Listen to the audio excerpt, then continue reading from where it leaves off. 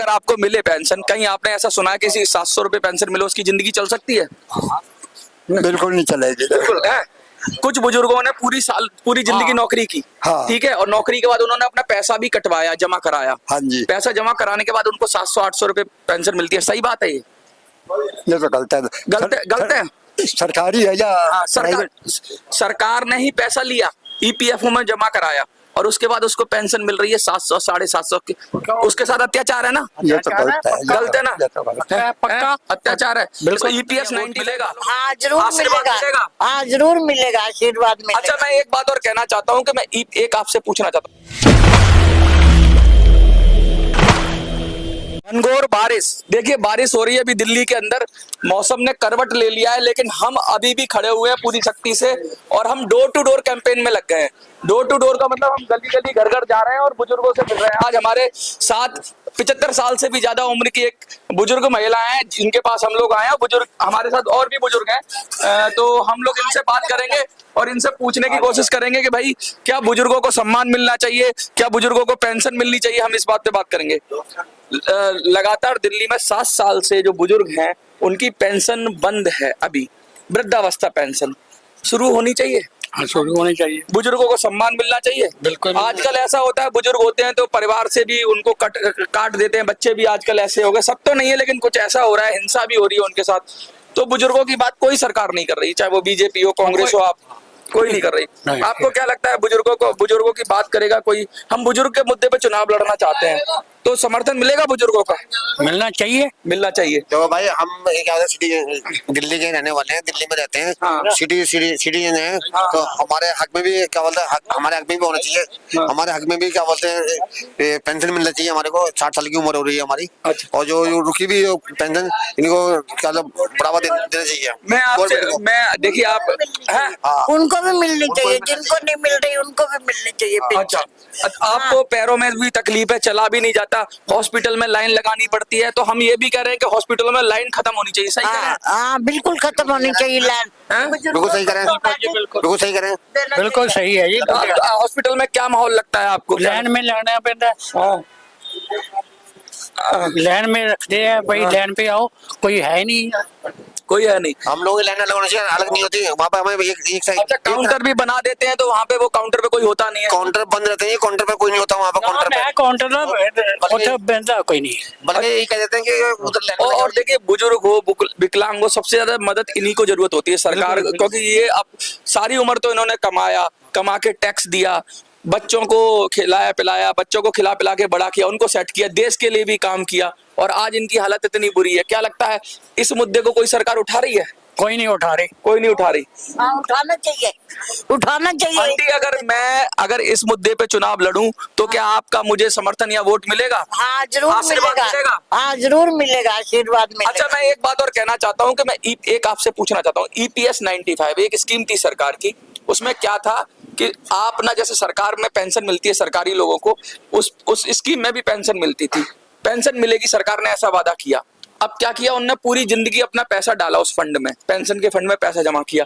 आज उनको 700-800 रुपए, किसी को 800, किसी को 700 रुपए पेंशन मिलती है, किसी को थोड़ी ज्यादा भी मिलती है। क्या ठीक मिल रही है पेंशन? नहीं, गलत है। गलत मिल रही है। गलत मिल रही है आंटी? हाँ ज्यादा मिल रही। पैसे नहीं मिलते इसमें, दवाइयों दवाई नहीं आती इसमें। दवाई भी नहीं आती। सिलेंडर आ सकता है 700 रुपए में ना, सिलेंडर का आता है सिलेंडर। तो अगर उनको, जो बुजुर्ग लोग हैं जिन्होंने पूरी जिंदगी नौकरी की और अपना पैसा उसमें दिया और उनको 700-800 रुपए में अगर मिल रही है, तो क्या लगता है उनकी आप भी आ जाइए सर। देखिए हम लोग बिल्कुल डोर टू डोर आए हैं और आज हम बता दें गीता कॉलोनी में हैं। गीता कॉलोनी ये कृष्णा नगर का क्षेत्र पड़ता है। कल हम लक्ष्मी नगर में बात कर रहे थे, आज हम गीता कॉलोनी में बात कर रहे हैं। और ये आपको क्या लग रहा है कि अगर इस मुद्दे पे हम लोगों को समझाएं, बुजुर्गों की बात करें, हर घर में एक बुजुर्ग तो होता ही है, बिल्कुल। तो हमें समर्थन मिलेगा बुजुर्गों को? बिल्कुल मिलेगा। आपको क्या लगता है सर कि बुजुर्गों का समर्थन मिलेगा? बिल्कुल जी, हम मनोज भाई आपके साथ में हम बिल्कुल मिलेगा।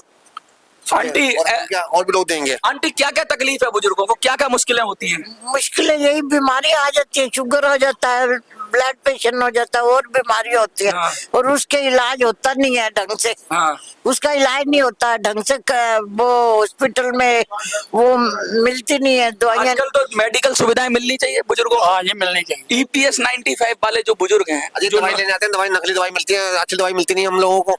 दवाई हॉस्पिटल में मिलेगी। खर्च करते, पैसे भी खर्च करेंगे अपने पास से बाजार जाते की लिख देते हैं, हैं? बाजार की लिख देते हैं। पैसे लिख देते हैं और दवाइयाँ नकली दवाई होती है अच्छा, स्वास्थ्य का ये हाल है। एक मुद्दा और हमने उठाया, आजकल आपने प्राइवेट हॉस्पिटल की बात सुनी होगी, तो प्राइवेट हॉस्पिटल में कैसा होता है कि कभी मरीज को भर्ती करते हैं, सरकारी हॉस्पिटल में इलाज मिलता नहीं है, तो कभी कभी पेशेंट एक्सपायर हो जाता है, बिल उसका बना देते हैं लाखों लाख का। क्या जो बंदा मर गया उसका बिल माफ होना चाहिए? बिल्कुल होना चाहिए। हैं? माफ होना चाहिए बिल? हाँ माफ होना एजाज भाई, माफ होना चाहिए? बिल्कुल बिल्कुल माफ होना चाहिए। देखिए ये माफी नहीं होता। हाँ। माफी नहीं होता। सरकार को हम ये भी मुद्दा उठा रहे हैं कि भाई प्राइवेट हॉस्पिटल में अगर किसी की मृत्यु हो जाए, किसी की प्राइवेट लोगों को मकान बेच के देना पड़ता पैसा। हाँ। अब बड़ी मुश्किल हो जाती है जो गरीब बंदा होता है। हाँ जी। जब वैसा ही वोटिस तक को भी नहीं देते। गुजर जाने के बाद जो वोटिस तक भी नहीं देते, कहते हैं पहले पैसा दो तो तुम्हारी बॉडी मिलेगी। ये कोई तरीका है इनका? जो मतलब बुजुर्ग आदमी ये ऐसा कानून बनना चाहिए। आपको क्या लगता है कि भाई अगर किसी की वैसे एक तो जान भी चली गई उसकी, अब उस पे लाखों का बिल, परिवार बिल्कुल सड़क पे आ जाता है, क्या उसको भी माफ होना चाहिए वो बिल? बिल्कुल माफ तो इस मुद्दे को भी किसी पार्टी ने उठाया है क्या? किसी ने नहीं उठाया। अच्छा, हमारे साथ कुछ युवा भी हैं, एक मिनट आप आएंगे? उम्र कितनी है बेटा आपकी? मेरी 23 साल। 23 साल है। हाँ जी। क्या लगता है बुजुर्गों को सम्मान मिलना, थोड़ा सा इधर आ जाओ आप। हाँ, अब बुजुर्गों को सम्मान मिलना चाहिए। बिल्कुल मिलना चाहिए। बुजुर्गों को पेंशन, आज 7 साल हो गए दिल्ली में पेंशन बंद है बुजुर्गों की, नया कोटा चालू नहीं हो रहा। क्या बुजुर्गों को पेंशन मिलनी चाहिए? बिल्कुल मिलनी चाहिए। और क्या लगता है कि बुजुर्ग का मुद्दा कोई पार्टी उठा रही है? मेरे को तो नहीं लग रहा कोई नहीं उठा रही। कोई नहीं उठा रहा। उठाया नहीं, आज तक तो किसी ने उठाया नहीं। और बुजुर्गों को सबसे ज्यादा जरूरत होती है, हॉस्पिटल में उनकी जरूरत होती है, परिवार में भी उनको बहुत सारी बीमारियां भी होती हैं, बिल्कुल। पेंशन की भी उनको जरूरत है। भाई अब बच्चों से आप मांगेंगे, पूरी जिंदगी तो कमाया, बच्चों से हाथ फैलाएंगे, अच्छा लगेगा? बिल्कुल नहीं। तो फिर सरकार को करना चाहिए, सरकार को करना चाहिए। बिल्कुल। देखिए हर व्यक्ति के पास आप जाएंगे, हम तो अभी डोर टू डोर हैं और अभी हम कृष्णानगर विधानसभा के अंदर गीता कॉलोनी वाले क्षेत्र में, और हम ये बताने की कोशिश कर रहे हैं कि ये मुद्दा बड़ा जेन्युइन है। जब हम बुजुर्गों की बात करेंगे तो एक परिवार में एक बुजुर्ग होता है तो सभी लोग जुड़े होते हैं उससे। बिल्कुल। और जब अगर बुजुर्ग की बात करेंगे तो उसके परिवार के जवान लोग भी वोट करेंगे। बिल्कुल। इस मुद्दे पे वो तो करेंगे। है ही, बिल्कुल करेंगे। क्या लगता है कि आप, जैसे आप बुजुर्ग हैं, अगर आपके कोई बात करेगा तो हाँ हाँ जी, सीनियर सिटीजन अगर जितने भी हैं, मैं बता दूं आपको, बहुत सारे लोग हैं, उस पे करना चाहिए। आप आ जाइए अंकल जी, आप तो सीनियर सिटीजन है। कितनी उम्र है आपकी? कितनी उम्र है? आ जाइए, कोई बात नहीं। हाँ जी, हाँ, कितनी उम्र है? इधर देखिए, इधर की तरफ देखिए। किधर देखूंगी? हाँ, इधर घूम जाइए, ऐसे घूम जाइए। हाँ, कितनी उम्र है आपकी? ऐसे है मेरी उम्र, जितने लोग ऊपर हैं हाँ। और जितने नीचे हैं हाँ। इतनी मेरी उम्र है। लगभग 80 साल से ऊपर तो होगी। ऊपर 7 है, नीचे भी 7 बताती हैं। हाँ, देख लो आप, ऊपर भी क्या 7। लगता है बुजुर्गों को पेंशन मिलनी चाहिए? हाँ जी, पेंशन मिलनी चाहिए बुजुर्गों को। पेंशन तो हमारे को तो मिल रही है भाई, हरियाणा के हैं। अच्छा, हरियाणा में कितनी मिल रही है अंकल? 3000 मिल रही है। दिल्ली में 2500 है। ठीक है, तो क्या लगता है कि ये बढ़नी चाहिए थोड़ी? 3000 में काम चल जाता है? हाँ चल। देखो जी, हाँ, चलाओ तो काम चले, हाँ। ना चलाओ ना तब 20,000 मिल जाए ना महीना, फिर भी नहीं चलता। अच्छा एक चीज और बताइए, हाँ जी। 700 रुपए में अगर आपको मिले पेंशन, कहीं आपने ऐसा सुना है किसी 700 रुपए पेंशन मिले उसकी जिंदगी चल सकती है? बिल्कुल नहीं चलेगी। बिल्कुल है। कुछ बुजुर्गों ने पूरी जिंदगी नौकरी की। हाँ। ठीक है, और नौकरी के बाद उन्होंने अपना पैसा भी कटवाया, जमा कराया। हाँ जी, पैसा जमा कराने के बाद उनको 700-800 रुपए पेंशन मिलती है। सही बात है ये तो गलत है। गलत है? सरकारी है या हाँ, प्राइवेट? सरकार ने ही पैसा लिया, EPFO में जमा कराया, और उसके बाद उसको पेंशन मिल रही है 700 750 की। उसके साथ अत्याचार है ना? ये तो गलत है। गलत है ना? ये तो गलत है। पक्का अत्याचार है। बिल्कुल। EPS 95 वालों के साथ अत्याचार हो रहा है फिर? बिल्कुल हो रहा है। हो रहा है। तो ये सरकार को सुनना चाहिए, बिल्कुल सुनना चाहिए। बुजुर्गों का है जी, बिल्कुल सुनना चाहिए। बुजुर्गों का सम्मान कायम होना चाहिए। उनको समझना चाहिए, उनके जब कई लाख रुपए है महीने की, हाँ। आप लाख रुपए लेते हैं हाँ। तो औरों क्यों नहीं देते? क्यों नहीं देते? सबको ऐसा थोड़ा करीब ज्यादा दे दो, वो भी खुश हो जाए और जब सरकार भी खुश हो जाए और वो भी खुश हो जाए। इतनी एज है और उसके बाद भी ये इस बात को तो कह रहे हैं कि भाई बुजुर्गों को सम्मान मिलना चाहिए और उनको अगर सरकार 700-800 रुपए में जीवन नहीं चलता और इनको हरियाणा से यहाँ भी दिल्ली आए हुए हैं तो हरियाणा में कह रहे हैं 3000 पेंशन है वृद्धावस्था। अच्छा 3000 मिलती, दिल्ली में 2500 है। 3000 वाली पेंशन जो मिलती है उसमें आपने तो कुछ जमा करा नहीं होगा, वो तो सीधा सरकार देती है। हाँ। लेकिन इन बुजुर्गों ने 30 साल 25 साल 28 साल पैसा भी जमा करा है, आप देखो उनका पैसा भी वापस नहीं दे रही सरकार। अच्छा कर रही है, ये तो गलत है जी, गलत है, बिल्कुल गलत तो है। इस मुद्दे को अगर उठाया जाए तो बुजुर्ग लोग इसको, उनका समर्थन, उन सारे बुजुर्गों ने जो पूरे भारत के बुजुर्ग हैं, ऐसे बुजुर्गों ने कहा कि भाई इस मुद्दे पे लोगों को जाओ, बताओ, जागरूक करो कि उनका हक मारा जा रहा है। आप लोग सब साथ दोगे अगर उनके मुद्दे पे ये बात होगी? ये तो देखो बिल्कुल देंगे। तो इस हिसाब से वो गलत काम कर रहे हैं, वो गलत कर रही है सरकार। आज की सरकार इस हिसाब से गलत है। हाँ। और वैसे देखा जाए कोई कहते हैं अच्छा है, कोई कहते हैं खराब है, कोई मेरी बात सुनो, जिनको मिल रहे हैं ना हाँ।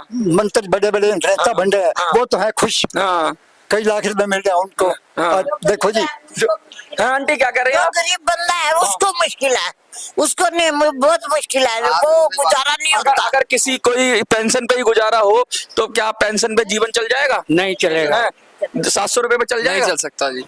कुछ नहीं होता आजकल। हम हाँ जी, आजकल थोड़े से पैसे में कुछ नहीं होता, 20,000 मिल जाए तो भी गुजारा नहीं होगा इस नहीं हिसाब से तो। अच्छा जजों ने ये कहा, एक जज ने कहा कि भाई जजों को 20,000 कुछ पेंशन मिल रही थी तो बड़ी कम है, बढ़ा दो, लेकिन इनको तो 700-800 मिल रही है, इनकी तो कोई बात ही नहीं कर रहा। और 78 लाख लोग हैं, ये कितने 1 करोड़ के करीब लोग हैं। हाँ जी। 1 करोड़ लोगों के साथ अन्याय हो रहा है नहीं हो बिल्कुल पक्का हो रहा है। रहा है? आंटी अन्याय हो रहा है नहीं हो रहा है? हाँ बहुत पक्का ही हो रहा है। तो इसके साथ हम देखिए, हम जगह जगह आ रहे हैं, हम लोगों से बात कर रहे हैं और डोर टू डोर हमारी चल रही है। हम डोर टू डोर लोगों को समझा रहे हैं कैसे EPS 95 के बुजुर्गों के साथ अन्याय हो रहा है। और आज हम एक दूसरी विधानसभा में थे, कल हम लक्ष्मी नगर में थे और हम इनसे कह रहे हैं कि पूरे देश के बुजुर्गों ने जिस तरीके से कहा कि आप जाइए, लोगों को समझाइए और इस मुद्दे पे चुनाव लड़के संसद में जाकर ये बात रखिए और सरकार पे दबाव बनाइए कि सरकार इन बुजुर्गों को भी न्याय दे, जो 1 करोड़ के करीब लोग हैं। देखो जी, जो जब नेता बड़े बड़े बन जाते हैं ना, कैसे कहते हैं वो मोदी जी से भी मिलाए हैं, मोदी जी ने भी आश्वासन दे दिया, कुछ नहीं किया। देखो जी, वो कहते हैं मतलब निकल गया तो कोई समझ तो जानता नहीं, मतलब निकलने वाला कोई नहीं जानता, तू कौन और मैं कौन। हाँ ऐसा है आजकल, मतलब की सारी दुनिया। एक मिनट आप इधर आ जाइए। आप देखिए कितनी बात, कितनी बड़ी साफगोई से कहती कि मतलब निकल गया तो पहचानते नहीं। जब वोट देने आता है तो यही नेता घर घर जाते हैं और जब तोड़ते हैं और कहते हैं हमारे को तो हमारे बाप हो, हाँ। फिर कहते हैं हमारे बाप हो, सारी दुनिया मतलब की है, मैं तो ये कहता हूँ। फिर कहते हैं हमारे। लेकिन इतना मतलब ही नहीं होना चाहिए। बात सुनो, संत कबीर ने कहे है, हाँ? इसकी इस विषय में जो आपने सब्जेक्ट उठाया है, इस विषय में बहुत जरूरी है, बहुत जरूरी ये चीज है इसके अंदर कि अगर आप कह रहे हैं कि बुजुर्ग लोग जो है पूरे देश में 1 करोड़ के लगभग हैं, तो जो लोग 1 करोड़ के लगभग हैं जिनका आपने मुद्दा उठाया है, वो इसका मतलब है कि वो 1 करोड़ पीड़ित हैं।